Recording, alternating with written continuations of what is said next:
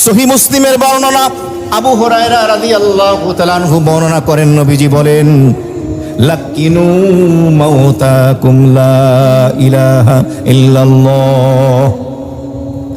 আল্লাহর নবী বলেন, তোমরা তোমাদের মৃত পথযাত্রী মুমূর্ষু অবস্থায় যখন চলে যায়, বাহ্যিক আলামত দেখার পরে মনে হয় লোকটা কিছুক্ষণ পরে দুনিয়া থেকে চলে যাবে, লাকিনু মাউতাকুম, তোমাদের এই মৃত পথযাত্রীকে তালকিন দাও, লা ইলাহা ইল্লাল্লাহ, লা ইলাহা ইল্লাল্লাহ এর তালকিন দাও।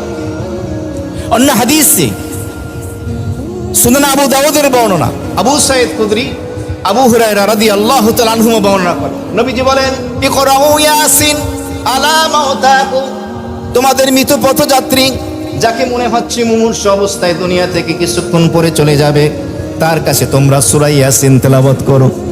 এমন যদি কোনো অবস্থা হয়, যদি দেখেন, তো ওই কামরার এক পাশে বসে জোরে লাগে, উচ্চ আওয়াজে নয়, মিষ্টি আওয়াজে, ফাটাইয়া না, কোমল কণ্ঠে মিষ্টি আওয়াজে সূরা ইয়াসিনের তেলাওয়াত করো।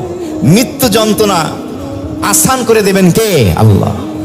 এবং কালেমার তালকিন দাও। এর অর্থ কি? এর অর্থ হলো আপনি মৃত ব্যক্তির কানের কাছে গিয়ে মৃদু মিষ্টি আওয়াজে বলবেন, লা ইলাহা ইল্লাল্লাহ মুহাম্মাদুর রাসূলুল্লাহ, আশহাদু আল্লা ইলাহা ইল্লাল্লাহ ওয়া আশহাদু আন্না মুহাম্মাদান আবদুহু ওয়া রাসূলুহু। আস্তে আস্তে পড়বেন, তাকে পড়ার জন্য প্রেসার দিবেন না, আস্তে বলতে পারেন যে আপনি পড়ুন, অথবা তার কানের কাছে পড়বেন, সে শুনে হয়তো পড়বে।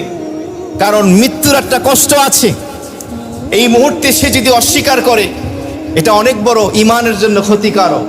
সে শোনার পরে একবার যদি পড়ে ফেলে, আর পড়ার প্রয়োজন নেই, শেষ কালেমা হয়ে গেল।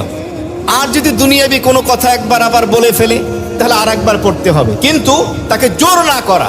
আমরা বলে, এই ইমাম সাহেবকে ডেকে আনো, মাদ্রাসার শিক্ষক হাফেজ সাহেবকে ডেকে আনো, মুয়াজ্জিন সাহেবকে ডেকে আনো, তওবা করাবো। তওবা করানোর সময় কি এখন? কিন্তু মুমূর্ষু অবস্থায় আছেন, তওবা তো হায়াত থাকতে। কানের কাছে গিয়ে কালেমার তালকিন।